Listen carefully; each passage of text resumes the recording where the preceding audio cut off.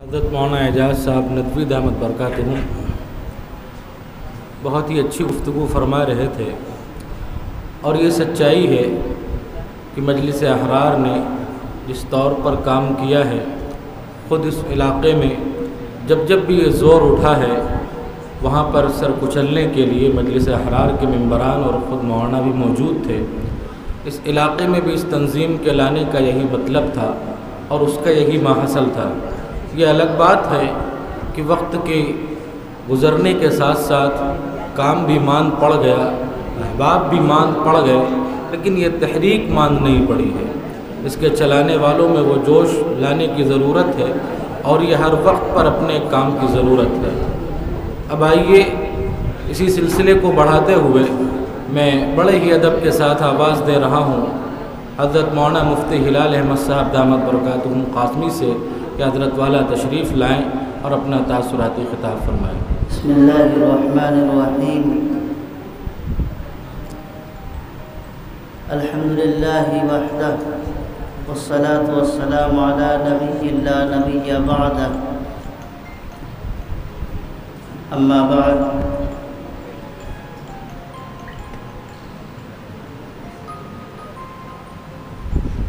حضرات گرامی اور میرے عزیز طلباء،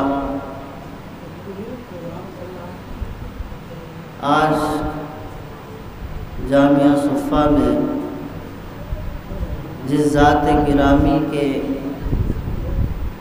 خاطر تعزیتی مجلس رکھی گئی ہے، یقیناً وہ ذات اور وہ شخصیت محتاج تعارف تو نہیں ہے، لیکن یہ بھی ساتھ میں احساس جاگتا ہے کہ اگر ان جیسے اکابرین کو ہم نہ یاد رکھیں تو بہت ہی ناشکری کی بات ہوگی۔ حضرت مولانا حبیب الرحمن صاحب لدھیانوی جس تنظیم سے وابستہ ہیں، اس تنظیم کا نام تھا مجلس احرار الاسلام۔ یہ تنظیم سن 1929 میں قائم کی گئی، جس کے روح رواں اور جس کے اہم ترین لوگوں میں حضرت مولانا عطا اللہ شاہ بخاری رحمۃ اللہ علیہ اور حضرت شیخ الاسلام مولانا حسین احمد مدنی رحمۃ اللہ علیہ، اسی طرح وہ طبقہ اور وہ جماعت جو انتہائی سرگرم تھی، جو انتہائی علم والے اور تقوی اور زہد والے لوگ تھے، ان لوگوں نے اس جماعت کی جو بنیاد رکھی اور اس جماعت کو جس طرح تیار کیا، احراری اسی کو کہا جاتا تھا جو سر پہ کفن باندھ کر کے میدانوں میں اتر جاتا تھا۔ احراری وہی ہوتا تھا جس کے لیے زندگی موت کا کوئی مسئلہ نہیں ہوتا تھا۔ احراری وہی ہوتا تھا، اور آج بھی یہ سلسلہ چل رہا ہے کہ جب کوئی احرار میں تنظیم میں شریک ہوتا ہے، مستقل احرار بنتا ہے، وہ بیعت کرتا ہے اپنی جان کو اللہ کے نبی صلی اللہ علیہ وسلم کی عزت اور ناموس کے لیے قربان کرنے کے لیے۔ ان کا ایک لباس ہے جو کبھی کبھی آپ نے دیکھا ہوگا، اور ابھی جب حضرت کا جنازہ اٹھا تو اس میں ایک پٹی لگی ہوئی تھی جو سرخ تھی، حالانکہ عموماً ایسے جنازے میں دکھتا نہیں ہے۔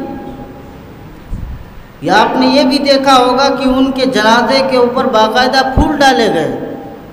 پھول ڈالنے میں مسلمانوں کا کوئی ہاتھ نہیں، وہاں کے غیر مسلم جو سکھ ہیں انہوں نے عقیدت میں ڈالے۔ بہرحال یہ وہ تنظیم ہے جس تنظیم کو ان اکابرین نے ہمارے قائم کی۔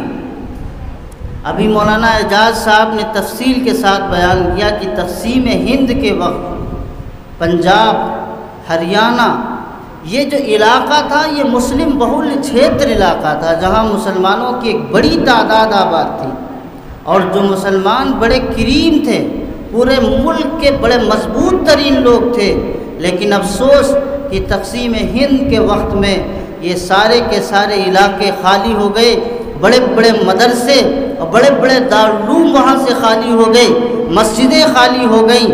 اور میں اسی لیے کہا کرتا ہوں، دیکھ کے آیا ہوں کہ اب بھی وہ 100 سال اور 60 سال کی 70 سال کی مسجدیں قائم ہیں۔ جیسی مسجدیں چھوڑ کے مسلمان گئے تھے، اسی طریقے سے وہاں مسجدیں آج بھی موجود ہیں۔ جو قوم وہاں آباد ہے، سکھوں کی قوم، یہ قوم عجیب و غریب قوم ہے۔ انہوں نے مسلمانوں کی وراثت میں اور مسلمانوں کی مسجدوں میں کوئی تبدیلی نہیں۔ ان کے ہاتھ میں ضرور ہیں، تصرف کرتے ہیں، اس میں استعمال کرتے ہیں، لیکن کبھی ان مسجدوں کے میناروں کو نہیں توڑا، وہاں کی محراب کو نہیں توڑا، وہاں کے ڈیزائن اور وہاں کے تمام ساری چیزوں کو نہیں توڑا۔ جو مسجدیں جس حال میں جہاں رہیں اسی حال میں باقی ہیں۔ الحمدللہ حضرت مولانا حبیب الرحمن ثانی لدھیانوی رحمۃ اللہ علیہ نے اس مہم کو آگے بڑھایا۔ تفصیل سے آپ کے سامنے مولانا اعجاز بتا چکے ہیں کہ تقسیم ہند کے وقت ایک بڑا طبقہ، حتیٰ کہ مولانا عطا اللہ شاہ بخاری رحمۃ اللہ علیہ جیسا عظیم مفکر، مدبر اور عاشق رسول، یہ اسی تنظیم کی برکت تھی کہ حضرت مولانا عطا اللہ شاہ بخاری رحمۃ اللہ علیہ کو اللہ کے نبی کے دربار سے سلام آتا ہے۔ حضرت مولانا عبداللہ درخواستی رحمۃ اللہ علیہ پڑوسی ملک پاکستان کے ایک بڑے بزرگ گزرے ہیں۔ وہ جب مدینہ منورہ میں تشریف لے گئے روضہ پاک کے پاس پہنچے، اللہ کے نبی حضرت محمد الرسول اللہ صلی اللہ علیہ وسلم کو خواب کی حالت میں دیکھا۔ مدینہ میں آپ تشریف فرما ہیں اور کہا کہ جانا میرے بیٹے کو سلام کہنا۔ علماء نے لکھا ہے کہ حضرت مولانا عطا اللہ شاہ بخاری رحمۃ اللہ علیہ کو جب واپس آ کر کے مولانا درخواستی رحمۃ اللہ علیہ نے کہا کہ اللہ کے نبی حضرت محمد رسول اللہ صلی اللہ علیہ وسلم نے آپ کو سلام عرض کیا ہے، لکھا ہے کہ مولانا عطا اللہ شاہ بخاری رحمۃ اللہ علیہ نے ٹوپی اتار کے صحن میں ناچنے لگے اور کہنے لگے، واقعی کیا میرے نانا جان نے مجھے سلام کہا ہے؟ یہ عشق ان کا تھا، یہ حالت ان کی تھی۔ انگریز سے سخت دشمن تھے، کلہاڑی رکھنا ان کے ساتھ میں شیوا تھا، یہ ان کی پہچان تھی، کلہاڑی ساتھ میں رکھتے تھے اور ہر جگہ جب بھی کہیں بھی دکھتے تو اسی انداز کے اندر دیکھتے۔ مولانا عطا اللہ شاہ بخاری رحمۃ اللہ علیہ کے انتقال سے پہلے بزرگوں نے دیکھا مولانا عطا اللہ شاہ بخاری رحمۃ اللہ علیہ کو، خواب میں دیکھا کہ حضرت نبی کریم صلی اللہ علیہ وسلم اور حضرت صدیق اکبر، حضرت عمر فاروق رضی اللہ تعالی عنہ، یہ اکابر، یہ ہمارے صحابہ کرام اور نبی کریم صلی اللہ علیہ وسلم کھڑے ہیں۔ کسی نے جا کے پوچھا، حضرت مولانا عبداللہ درخواستی خود فرماتے ہیں کہ جا کر کے جب پوچھا اللہ کے نبی آپ کیوں کھڑے ہیں، کس کا انتظار ہے؟ کہنے لگے کہ آج میرا بیٹا آ رہا ہے، عطا اللہ شاہ بخاری آ رہا ہے۔ یہ وہ ہمارے اکابر تھے۔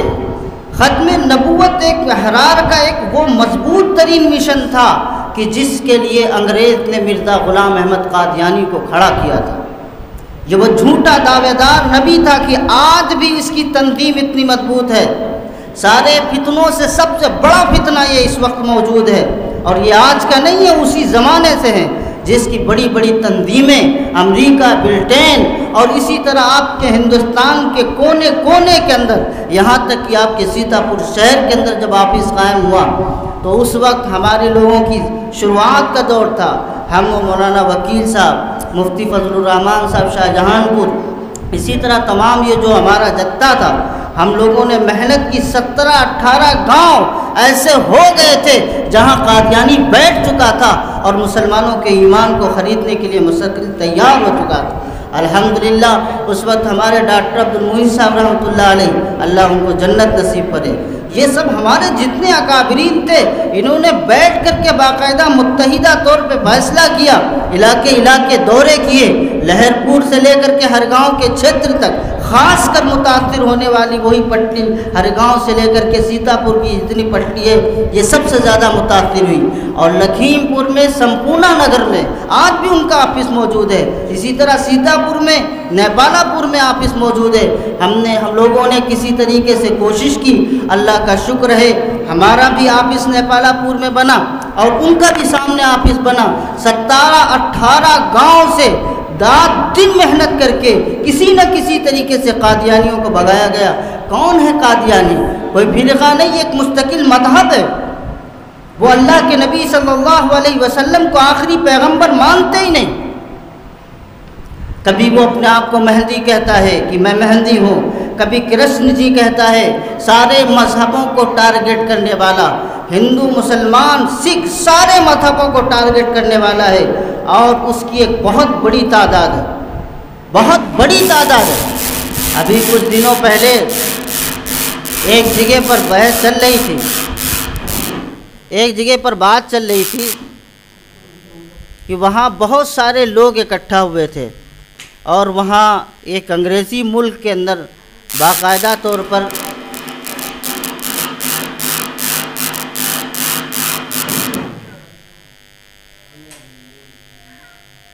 چلاؤ، نہ چلے تو بند کرو۔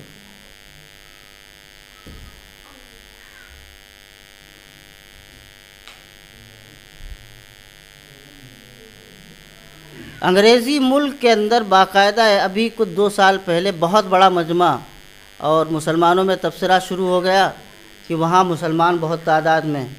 جب اس کی ہم نے تحقیق کی تو پتہ چلا کہ یہ سارے کے سارے لوگ قادیانی ہیں۔ آپ اندازہ لگا سکتے ہیں کہ انگریزی ملک کے اندر باقاعدہ اس مہم کو آغاز کر دیا گیا ہے، اور یہ شروعات تو انہی سے ہے، سارے پیسے وہی لوگ دیتے ہیں، سارے پیسے خرچ کرتے ہیں، اور سارے ملک کے اندر پوری دنیا کے اندر ان کی لابی موجود ہے۔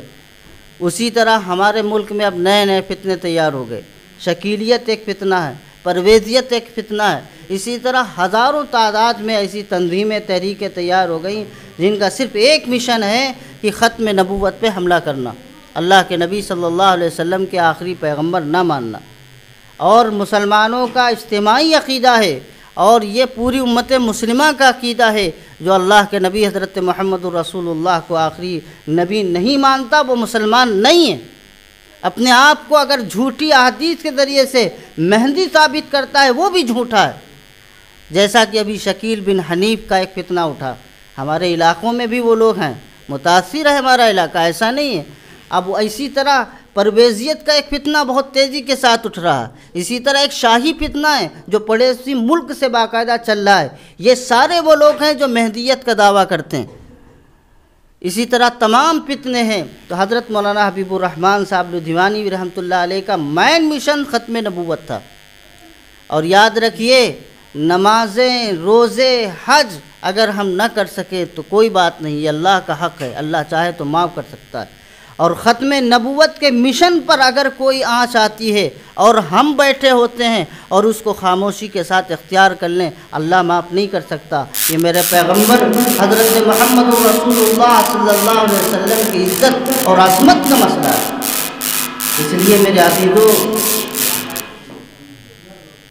اس لیے یہ دھیان رکھیں کہ حضرت مولانا حبیب الرحمن صاحب رحمۃ اللہ علیہ کی تمام طرح کام جو ان کے کیے ہیں، ان میں سب سے اہم کام حضرت مولانا کا پوری ملک کے اندر قادیانیت جو پھر سے ابھر رہی تھی اور جگہ جگہ جا کر کے اپنا مشن جاری بھی کی تھی، پورے ملک میں جا کر کے انہوں نے لوگوں کے سامنے بتایا، متعارف کرایا، پمفلیٹ تیار کروائے، اسی طریقے سے سارا کام کیے، جگہ جگہ کانفرنسیں اور جلسے، اور اسی طرح علماء کو بیدار کیا، پوری تنظیم کھڑی کر دی۔ اللہ کا شکر ہے، جس مجلس احرار کے بارے میں لوگ تاریخ میں پڑھتے تھے، حضرت مولانا حبیب الرحمن صاحب نے اپنی زندگی میں اس کو دوبارہ کھڑا کر دیا۔ یہ وہ مجلس احرار ہے۔ اس لیے میرے عزیزو، اس مجلس احرار کے ساتھ ہمارے اکابرین کا ایک ہمیشہ ساتھ رہا۔ یہ وہ لوگ تھے جو جفاکش تھے، اپنی جان کو ہتھیلی پر رکھ کر جانے والے لوگ تھے۔ حضرت مولانا عطا اللہ شاہ بخاری رحمۃ اللہ علیہ کے بارے میں لکھا ہے کہ کراچی کے میدان میں حضرت نے جب بیان دیا تو آخری جملہ تھا کہ میں اپنے نماز اور اپنے روزے پر اور اپنے عمل کے اوپر میں اتنا یقین تو نہیں رکھتا کہ میرے یہ صحیح ہوں گے، لیکن جس سے میرا تعلق ہے، جس خاندان سے میرا تعلق ہے، میں اس خون پر پورا یقین اور اعتماد رکھتا ہوں کہ وہ خون اور میری نسبت سچی ہے۔ اور آج اگر کوئی ختم نبوت کے مسئلے پر کھڑا ہو کر کے نبی صلی اللہ علیہ وسلم کی مخالفت کرے گا، عطا اللہ شاہ اسے بخاری اسے کبھی بھی قبول نہیں کرے گا۔ لکھا ہے روایات میں، وہاں کے نوجوانوں کے اندر اللہ نے اتنا جذبہ دیا کہ پھر کیا ہوتا ہے کہ 50,000 نوجوانوں نے اپنے سینے پر گولیاں کھا لی پیارے پیغمبر حضرت محمد رسول اللہ کی ختم نبوت کی حفاظت کے لیے۔ تو یہ ختم نبوت ایک بہت اہم مشن بھی ہے، یہ ہمارا عقیدہ ہے۔ اس کے سلسلے میں مستقل تحریکیں چل رہی ہیں، دارالعلوم دیوبند کی طرف سے بھی مستقل تحریکیں چل رہی ہیں، اور اسی طرح مجلس حرار کی طرف سے بھی تنظیمیں چل رہی ہیں۔ اللہ سے دعا کریں کہ حضرت والا کو اللہ تبارک و تعالیٰ کروٹ کروٹ چین و سکون نصیب فرمائے۔ ابھی آخری ایام میں حضرت مولانا عثمان صاحب ان کے صاحبزادے کہہ رہے تھے، دیکھیے یہ عشق رسول ہوتا ہے۔ حضرت بستر پہ ہیں اور وہ حالت ہے کہ جس حالت کے اندر انسان کو یہ کہا جائے کہ یہ بے ہوشی کی حالت میں، حضرت کہہ رہے عثمان میں پیارا پیغمبر حضرت محمد الرسول اللہ کے پاس جا رہا ہوں، تمہیں کوئی پیغام تو نہیں دینا؟ یہ آخری وقت ہے، یہ عشق رسول ہے ان کا۔ تلوار پر تو اتنی زیادہ وہ کہتے تھے تلوار تو مسلمانوں کو رکھنا سنت تھا، مسلمانوں نے چھوڑ دیا، وصیت کر کے گئے کہ میری قبر میں تلوار رکھنا، ان کے جنازے پہ باقاعدہ تلوار رکھی ہوئی۔ تو اس لیے میرے یہ ہمارے اکابرین ہیں، ان کے جانے کے بعد ان کے نقش قدم پر چلنا ہی ان کا مشن ہے۔ انہوں نے جو مشن چھیڑا تھا اس مشن کو ہم انشاءاللہ آگے بڑھائیں گے اور پوری امت مسلمہ اس کے اوپر چلے گی۔ اللہ مجھے بھی آپ سب کو عمل کی توفیق نصیب فرمائے۔